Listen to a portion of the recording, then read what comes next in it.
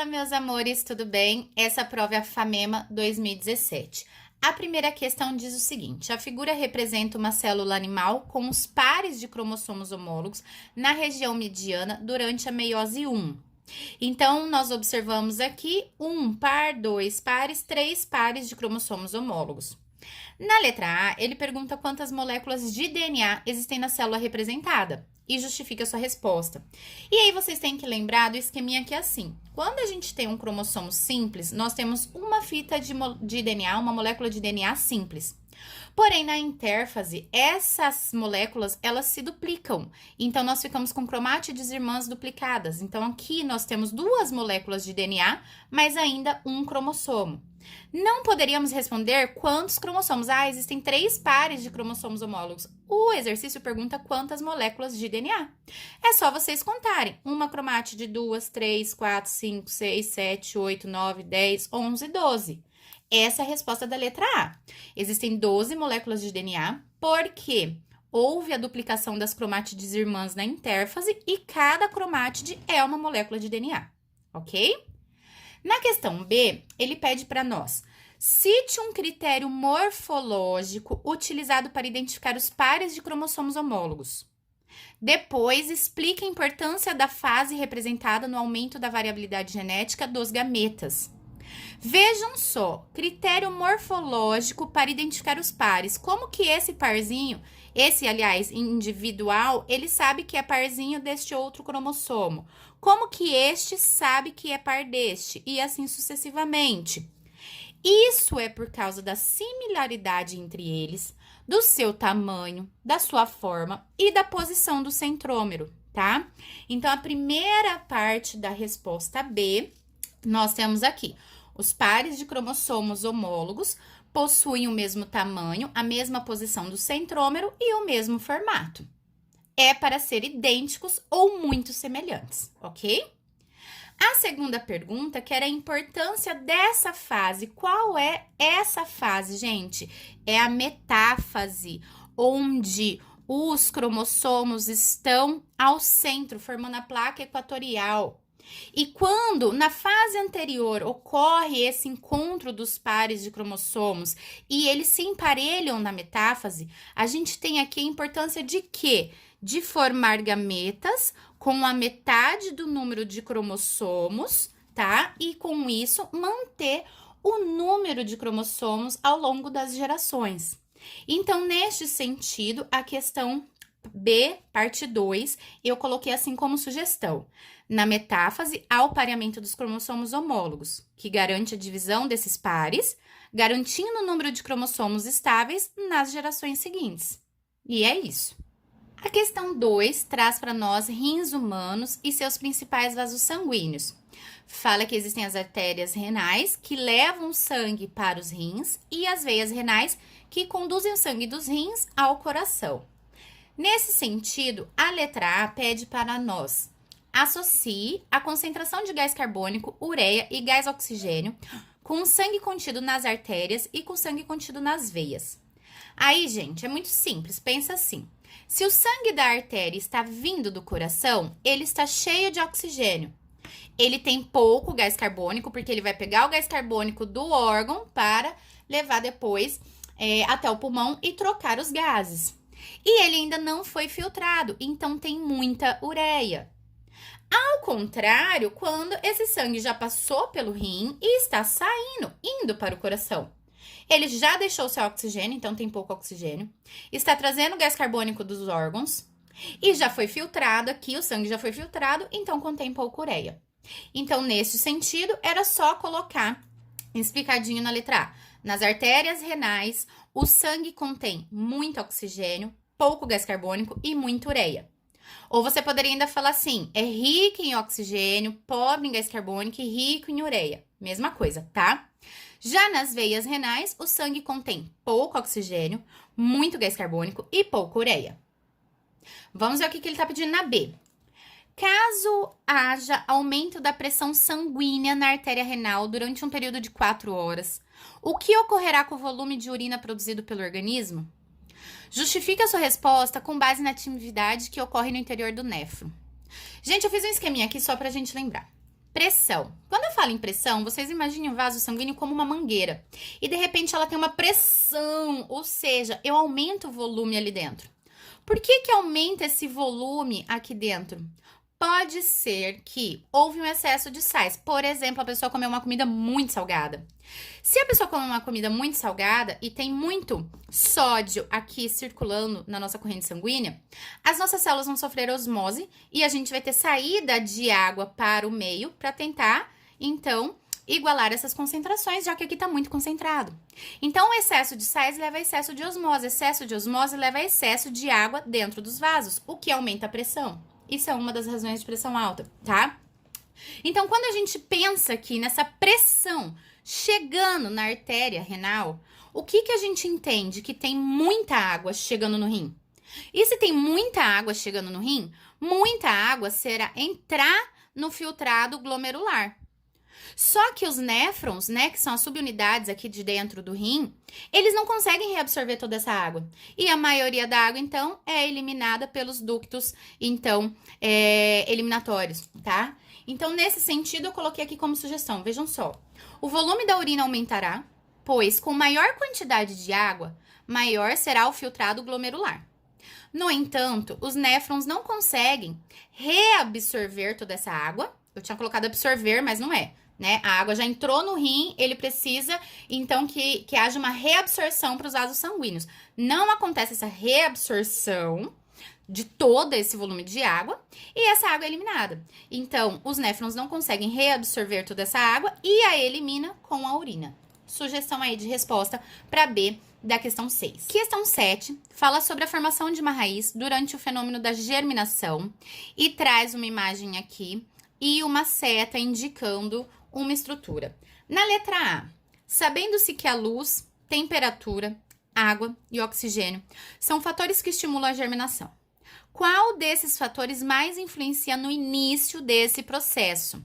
Gente, no início eu não tenho fotossíntese, tá? Ainda não existem estruturas clorofiladas aqui para realizar a fotossíntese. Então, quando a gente fala no processo de germinação, eu tô falando em processo de produção de energia, para que esse embrião consiga, de fato, crescer as suas estruturas.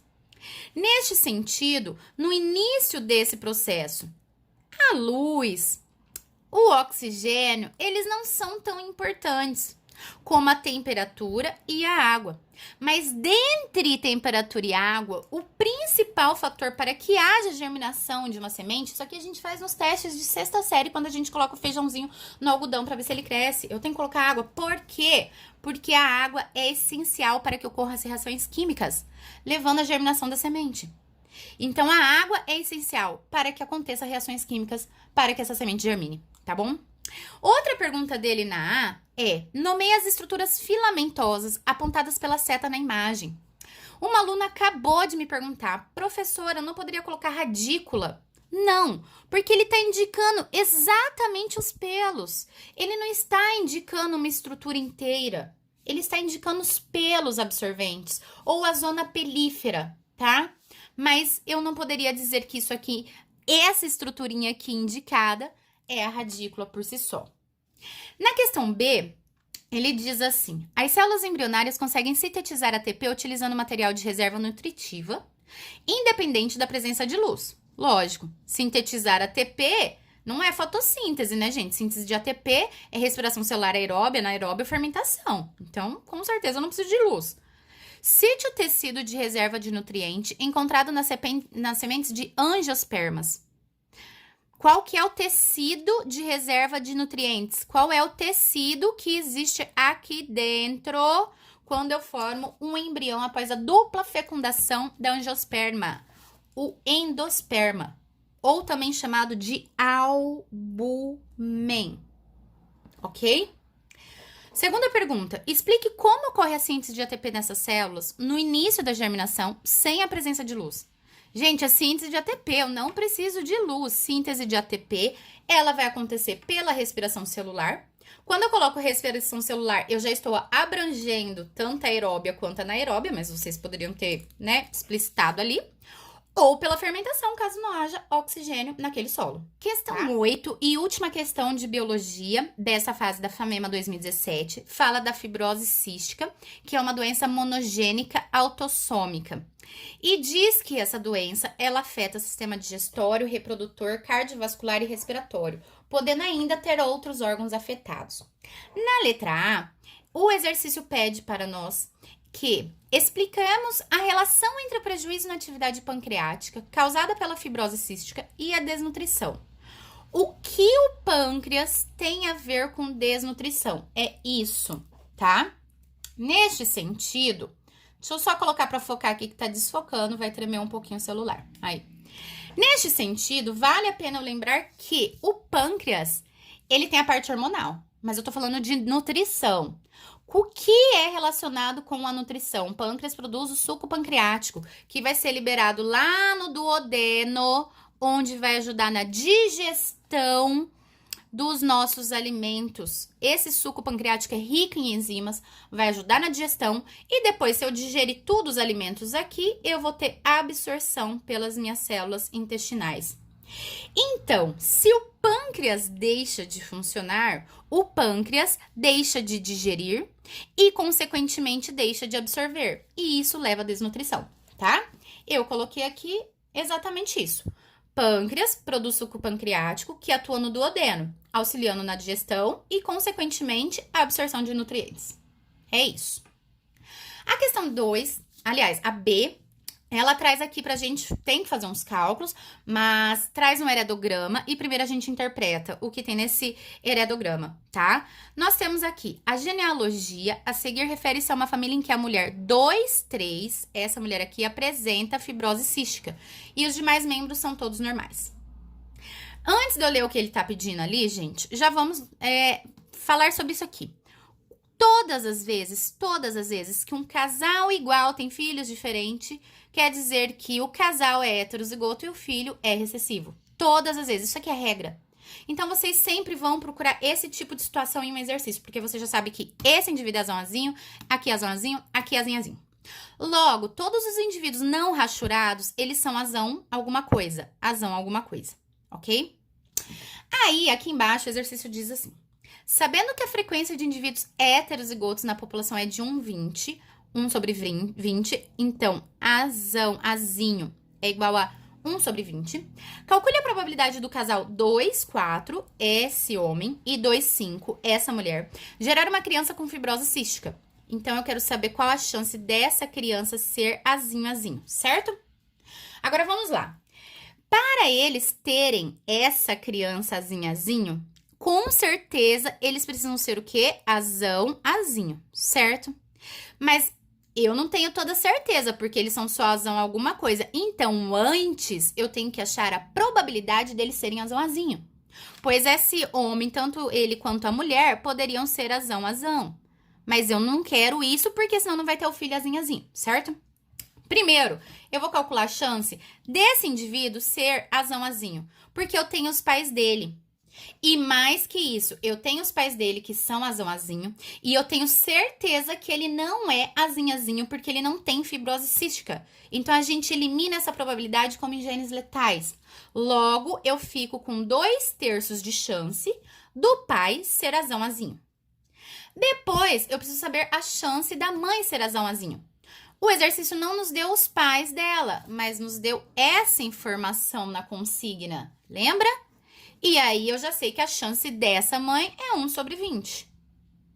Agora, considerando que ambos são azinho, qual é a chance da criança ser azinho? Faz o quadro de Pinet normal, a chance de sair de um cruzamento de heterozigotos, 1. Homozigoto recessivo é 1/4.